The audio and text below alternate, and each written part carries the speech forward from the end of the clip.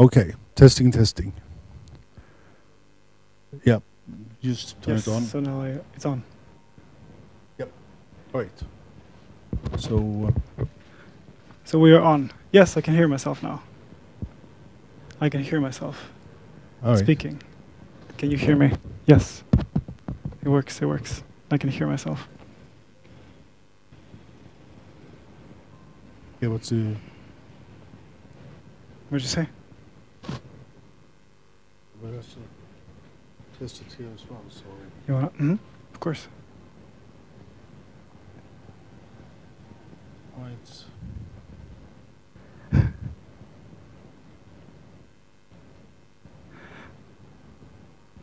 Because this is muted. Do you see? Yeah, but I don't know how. Aha.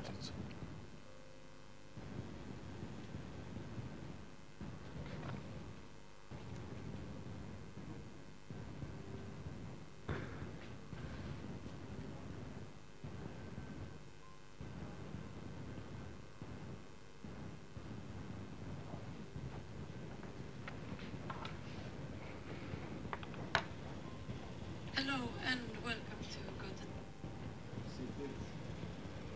All right. Now it's good? Hey. Hi.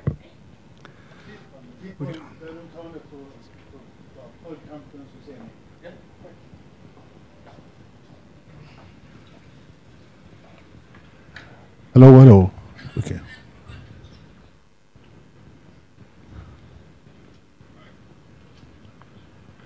That was good. Yeah. Hey, Bitcoin. Yes. Did it? Not here? No, what is here then? It's something else.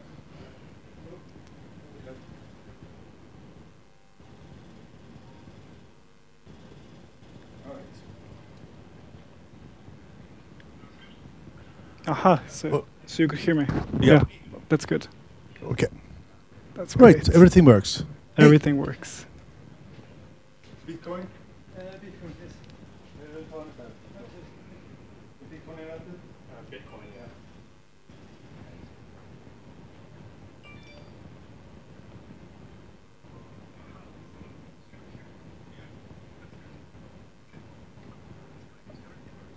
Okay. Let's do it.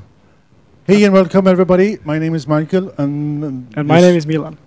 We are here at Goto 10 in Malmö, and today Milan will do a presentation about how we are dating on dating apps. Yeah, how we're connecting on social media, dating apps, and how we interact in the cyber world in general. All right.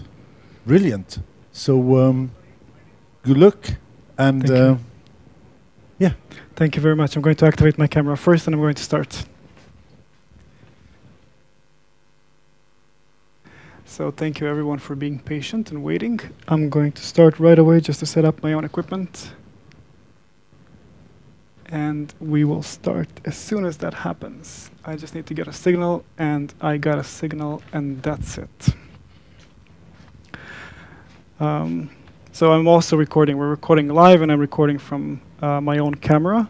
I want to thank everyone for joining. Before I continue, just to ask, when I end the stream, how shall I end it? When I finish, shall I just... I'll be here. You'll be here. Perfect. So thank you everyone for tuning in and wanting to be a part of this and watch this, because I consider this to be a extremely interesting and necessary and needed discussion on how we relate to one another in the cyberspace, outside of the physical world, in the physical realm of our existence. Because things have been changing very dramatically since COVID and since other mandatory and great shifts we've had up to this point, 2022. I would like to namely discuss the three problems I identify within the contemporary dating scene, or if you will, overall interaction between people. And the first of which will be the loss of connection to the immediate environment. And just to cut straight to the point without taking too much of your time, the very fact that we exist on a digital level, that we can record our presence as I am doing now, so you can see me through a camera and I can see myself through my own camera. And the very fact that we can witness that and live that in a certain sense sends the signal to our brain that that is also a possible way of interpreting reality and interacting with reality, which means that also what you see is an interpretation of what is. So to not make this too complicated, when you look at this video and when you look at me, Milan, speaking to you, then it's very easy for you to have your own judgments and opinions based on how things are, how reality works. I'm going to walk around a bit to activate my other camera. And overall, to be very open to all kinds of interpretations of reality, which essentially means that what you see or hear, perceive with your senses, is subject to be interpreted in accordance with your previous experience up to this very day. So for example, if you see a guy, such as myself, with long hair, maybe some tight jeans, then maybe the subliminal or subconscious message that comes to your mind will be, aha, well, based on how he is dressed and how he behaves, he is like this or he is like that. And that can be a major problem in terms of valuing each other on social media or dating apps based on nothing but information that we process using only one sense, and that is the dominant sense that we use today, and that is our eyesight. So by doing so, by only relying on our eyesight, we, and of course, while being on social media and being highly influenced by fast-paced content, instead of actually sharpening that sense of ours and the ability to value character, the traits that we desire in our potential partners and mates, we fall under the category of people who actually lose that ability progressively, and who, as time passes and as time moves, and as we get more exposed to the content, because that is our now immediate environment, then the more we become dull to the real world and the environment of what is happening around us. Why is this a problem? Well, many reasons, one of which is that it prevents us from forming long-lasting bonds with one another, because our bonds will then be based on the approval and the social norms, the norms that exist within that space. The negative manifestation of that will be, for example, cancel culture. And I'm sure that any of you watching this is very familiar with this term. Now, you all know that if someone doesn't behave on social media or on a dating app, doesn't follow certain principles of behavior, they will be, quote unquote, canceled. So why this is dangerous? It is dangerous because it allows us to simply erase one's existence in the digital world, in the world that, as far as we know, exists and is real, because we interact with it as if it is real. And another danger that this evokes is that it allows us to see that this person disappearing and appearing is perfectly normal. So we follow someone and they get canceled. Like, I'm going to use a very notorious example that you might not like, but Andrew Tate. So if you look at Andrew Tate, and if you look at the guy's content, so I'm not supporting or negating Andrew Tate, by the way, I'm simply using him as an example. So if you see Andrew Tate, which is now canceled on all social media platforms due to the content that he's delivering, so all of a sudden the brain registers that as being the natural way of being, and the danger contained therein is that we can have the impression that that is perfectly normal and fine to happen in real life. That we can freely and openly communicate with each other in such a way that it's perfectly acceptable for someone to just disappear, and it's perfectly fine that we don't know what happened to them, because we have our interpretation, our knowledge up to that experience, and we can safely assume, so it's not reality, it's assumption and therefore overlay, that whatever happened to this person is probably like this or probably like that. So the alternative outcomes that we have no access to because we are simply blocked from reality instead of believing that we are part of it. So if I want to get canceled, for example, I'll use myself as an example. If someone simply doesn't like the work that I do and they quote unquote cancel me, then that means that I've disappeared. And that in a sense can mean death, and in an emotional sense, it means death.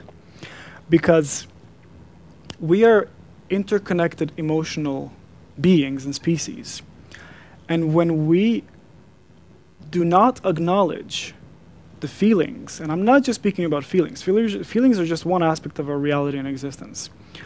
When we fail to acknowledge that we are indeed connected and that it is perfectly fine to just dismiss each other and write each other off based on, shall we say, minuscule, maybe even seamlessly meaningless traits, then we're playing a very dangerous game of selection that does not have consequences that we can perceive, but it has consequences in real life that we cannot perceive because they're happening behind the screen of someone else who cannot see it.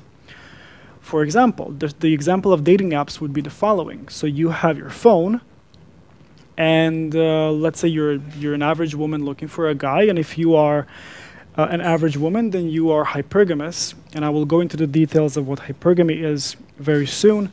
So you're looking for a man who is slightly above you in terms of social status and incomes, who can support you and have children, and if not, if you're an egalitarian feminist woman or whichever your worldview is, then maybe you want someone who is more your level, or that you're egalitarian. Then you would look at a picture, at a phone, and you would just say yes and no and yes and no. But to the person behind the phone who has said yes to you, the image has been registered, and until you say yes, even if you ever say yes, that person experiences that as a rejection.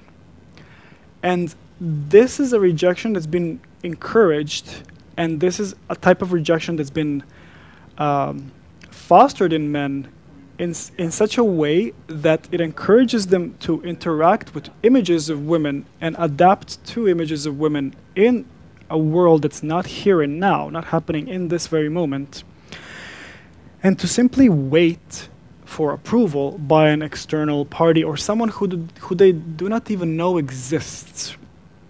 And the danger in that is that even though they have not established a genuine connection with a fellow human being, they still have been rejected. Now, unfortunately, I'm only going to have time to explore one side of this, which is the male side. I will touch upon on the female side, of course.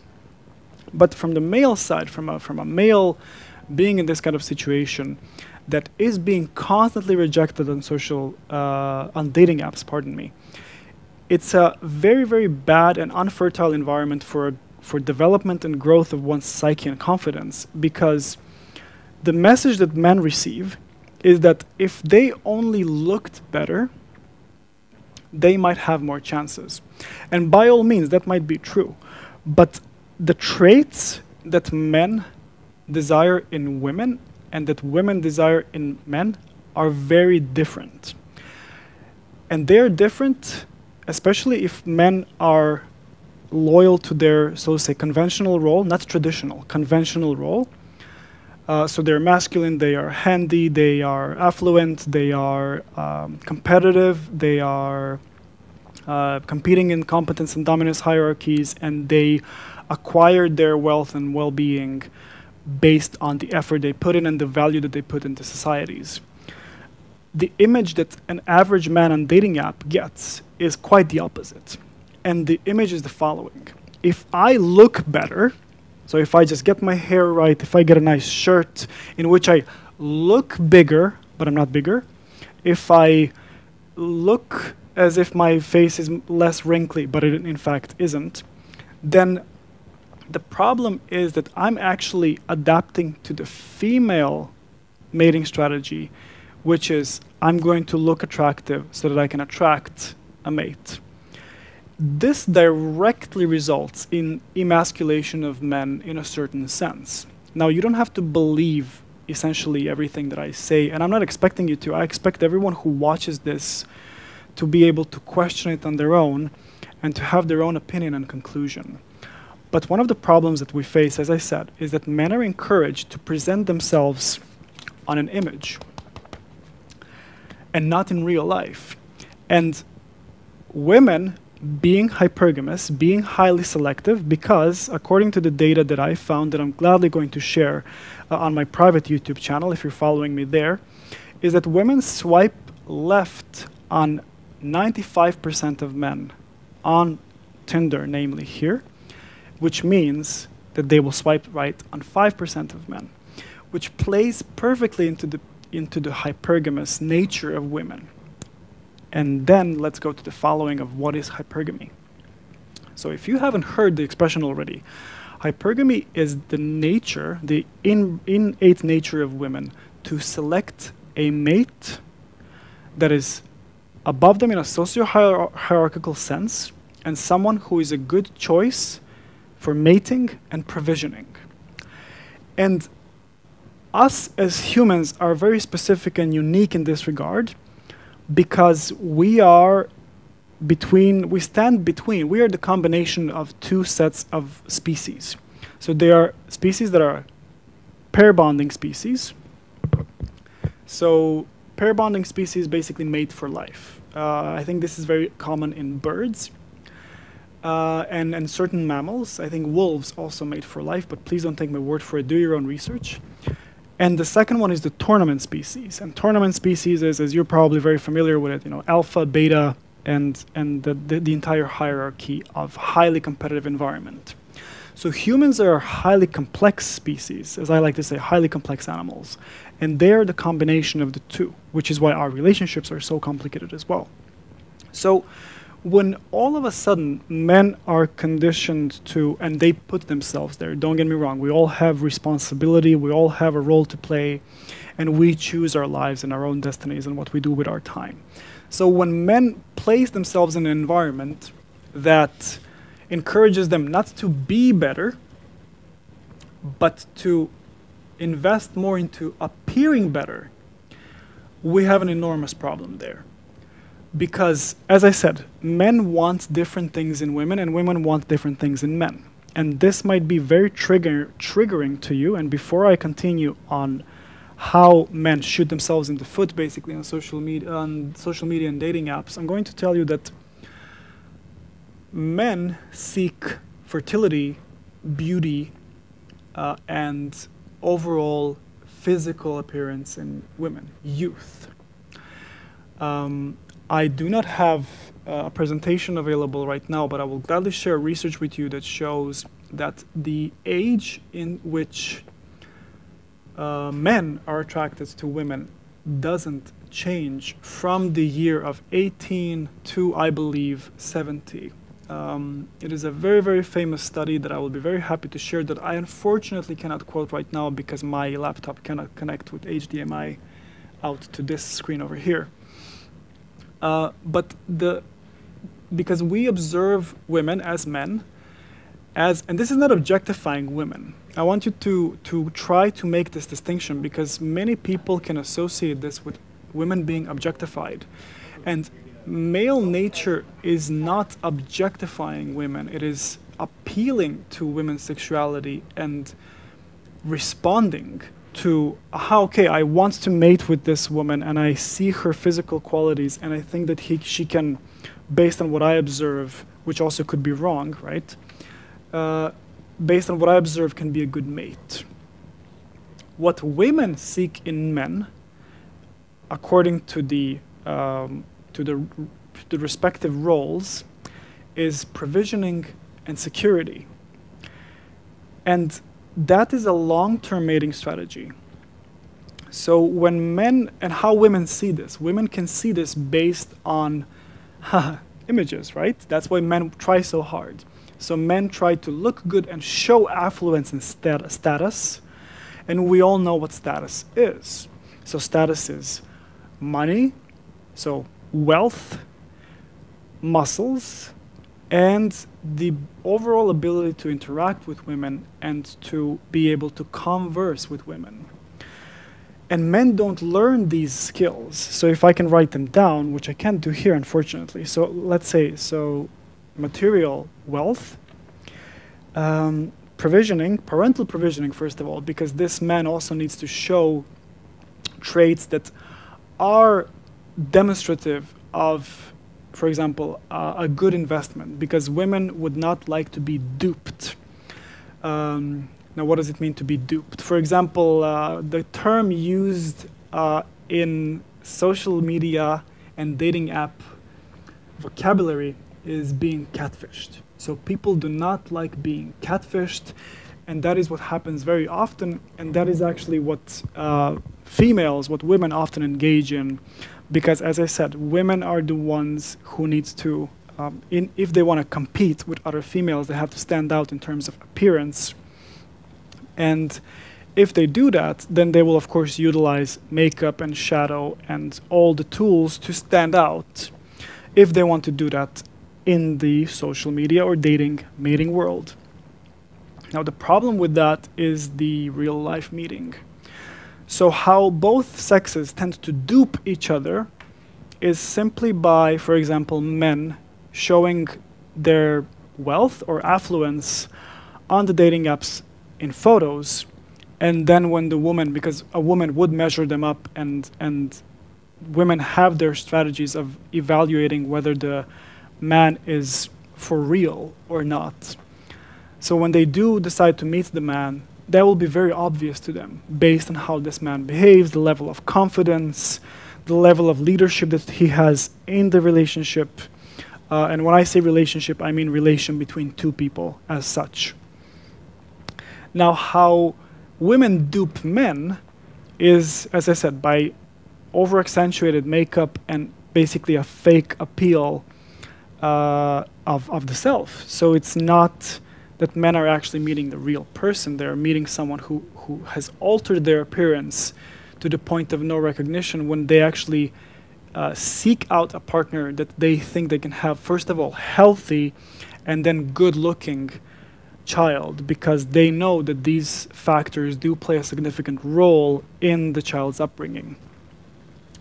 So this represents an enormous problem if we have people that are constantly using manipulative strategies on social media and dating apps, because we are adaptive species and we learn from each other and from our respective behaviors.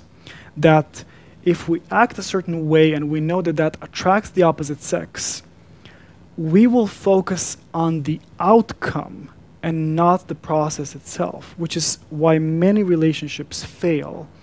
And by the way, if you are not in a relationship, your relationship success rate is 0%. And that, I'm going to leave you with that truth, because that's something that took me that was a very hard pill to swallow after a while. And to move on to the problem number 2. So based on all I said thus far, the second problem I identify that I generally consider should be spoken more about is the image-based impression of reality. That whatever you see around you, whatever you experience, is and can be a projection. So you see someone, and if you look at them and observe them through a certain lens, they will most likely be the lens of the past. So what has this person done to me or for me in the past? And if you do not have strong social ties, and if you, for example, are highly anxious or neurotic and had a tendency and are prone towards negative thinking, then, or nihilistic for God's sake, then your image of the world and thus the people in it will be very negative. So entering relationships and entering the cyber world can be also very damaging and dangerous to the brain, because you will experience reality through those same lens.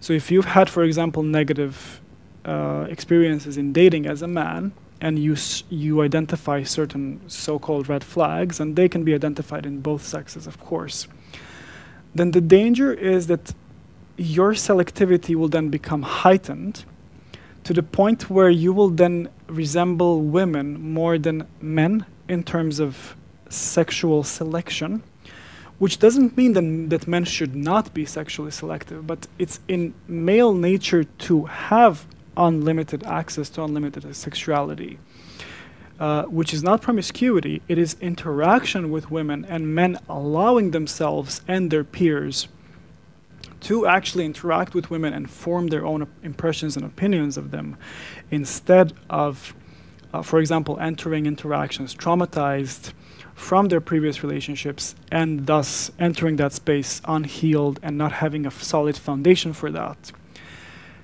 And this foundation that men need to have to enter these conventions is referred to as frame. So if men do not have this frame that can actually hold and accommodate a woman for her to feel safe in, it takes a lot of practice and building one's character. And I'm going to say something that is going to be considered and is considered controversial. And that is what we value in men and where our value lies as men and women. And if you interpret this as objectification of women, then you are very likely also to have been conditioned to think this way. So women's innate value is sexual. And that doesn't mean that they are to be objectified and considered sex objects. So if you can observe this objectively and approach it from a higher perspective, maybe it will make more sense. The reason women's value is sexual because men invest their time, resources, and energy in women with the image of a prospect of a family. So when men select a woman, then what they see is a prospect of a family and a desire to start a family. And that is innately sexual because the woman, as the carrier of the child, as I don't like this word, so please take it with a grain of salt, as the incubator of the child, which I don't think that's how women should be viewed. But I'm saying that is the biological and reproductive purpose of women who do choose to reproduce. That men are aware of this on a deep, deep level and are so deeply wired to it that is what attracts them to women. It is that ability to perceive and have affinity towards beauty, youth, and most importantly, health. And for us men, that's how we conflate that. So for us, it's very simple to say, oh, she's healthy if she's beautiful and if she has a good and attractive body, because that is a easy way for us to say that she's healthy and she's a viable mate. Now, how this is different in women is highly complex due to the way we organize societies, especially in the West, because women do also, it's very important, for women, physical qualities are very important. But as women grow older, and because since the sexual revolution, we've pushed the age in which women get married and have families, then other kinds of conventions are in place and other kinds of qualifiers are meaningful to women. So then physical appearance can be forgiven if there is the guarantee of provisioning and parental investment. And women are thus focused on that aspect of the male existence. And now, think about the irony of that, going back to what I just said, which is that men now try so hard to appear good through the same mechanisms that women use, which is imagery, when in reality, women who want long-term relationships and who want family are interested in precisely the aspect that can provide conditions for that, which is affluence, social status desirably, but primarily wealth. And I don't mean wealth as in hyper wealth, but according to Tinder and according to the men that women swipe on, the reality is that women actually want hyper successful men because why? Because they can only form an image of how the rest of the men are and tell themselves that, okay, well, these guys are okay, but I want the man who is of high value and in whom I actually see the potential of a family. And this creates a lot of paradoxalities and contradictions in both sexes' behavior, and it actually separates sexes in a very serious way, because what it allows for us to do is to essentially not see each other for who we are and what we are, but to observe us through the lens of what we present.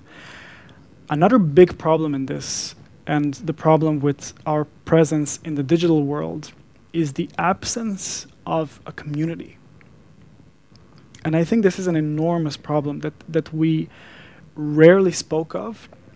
And don't worry if I make a reference to the pre-sexual revolution era. We're not going to go back into 50s and 60s. That won't happen because history doesn't repeat, it rhymes. So we'll definitely not go back. Don't worry about that, especially women, because I think women might be very, very, very concerned with that. But we have a different problem here, and that is the loss of community and family.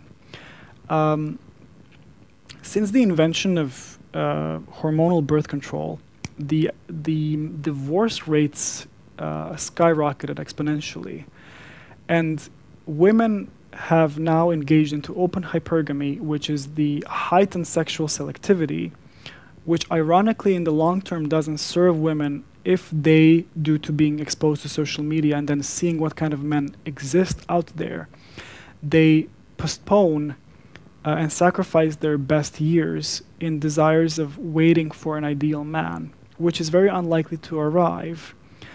And that plays back into the problem number 2 that I identify, which is an image-based impression of reality, which is if I just take care of myself and if I do my thing, the right one is going to come along.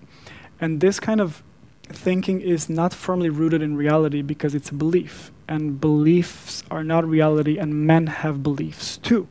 Men also believe the opposite story. If I work my ass off and if I provide all these conditions, then I will attract a woman into that. But then that becomes utilitarian. So that becomes done with a purpose and a reason of attracting that woman and not done for oneself. And that also has the potential of hindering the relationship in the long term, because both parties are then aware that they're playing this game of seduction but are not truly connecting with one another and not having the aspect of love, desire, and overall wanting to remain together and build a family together, a family unit. And the reason I keep mentioning family unit is because family is a basic unit of a tribe.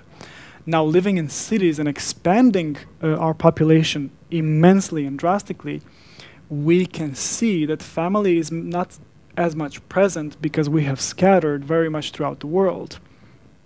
And for example, I'm a very good example of that because I don't want to make this about myself, but when I moved to Sweden, the experience of me having moved here is a completely different in comparison to where I grew up, which is Serbia. And this is felt very deeply, and it is family that we feel the closest resemblance to. And due to the loss of our close relations to one another, we fragment as individuals. And if we do not come back together to ourselves, if we do not, so to say, heal, then the problems we are facing are numerous, but the most significant one will be the utter inability to actually connect with a fellow human being, even less so to plan a future with them. Because if we normalize divorce, for example, then we will come up with a narrative that justifies exactly that kind of setting and environment. So if divorce is normal, then divorced people, namely women, will go and tell other women, well, I got divorced and that was good for me, because it was easier than to sustain this failing marriage or family. But what people fail to understand, even before they enter relationships, is that if we are relating to one another and if we are in a relationship, it is no longer only about us. It is about the other person too. And if a child comes into play, it is definitely about the child as well. Now, when two people come together, the existence of a male frame is penultimate.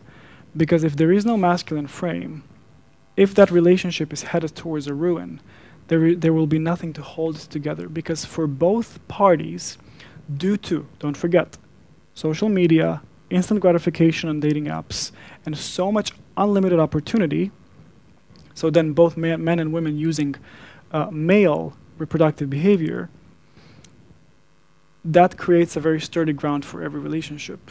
And the potential of relationship diminishes significantly in such a way, because we look at each other through the lens of a potential failure, and we basically test each other all the time instead of essentially trusting each other and dating and meeting each other physically, instead of forming images of each other constantly and constantly. So I want it to be an interactive presentation, but since my audience is digital, that will not be possible. I will also, I think, finish for now, because there is a lot of numbers and statistics that I wanted to share. But I believe that this is short and sweet. And I wanted to keep it this way because I also wanted, as I said, to interact with as many people as possible. But I hope that this gains more popularity and that people get more encouraged to speak about these things, because I sure as hell love doing this. But to whomever watched, for now, this was a bit of a short and sweet intro into what I will be doing in the future here at the same venue. So thank you very much for your attention. If you're following me on social media or on my YouTube channel, or if you're listening to my podcast, I will ask the original creators of this video to send you the link, and I will definitely send you my links if you wish to connect, discuss these topics, go deeper into this. And please don't forget that everything I say, I want you to examine on your own. And I want you to form your own conclusions and to see what truth is on your own, and to discover that. I would love to do that together, but to not take my word for anything that I said, but to run it through your own filter and to experience what this is on your own, and essentially to come to an understanding, to a better understanding of intersexual dynamics and human relationships, because I believe it's never been more important to do such a thing, because we are facing an enormous population decline preceded by an enormous and increasing number of single people, people that are very likely to be alone and die alone. And I will not necessarily label that a tragedy or something negative, but if I respond to it in a way that I think it is sufficient of me to have a public event and speak about it, then it does matter. And I hope it matters to you too. So once again, thank you. I appreciate your time deeply. And I will see you in the next event, hopefully. So, bye.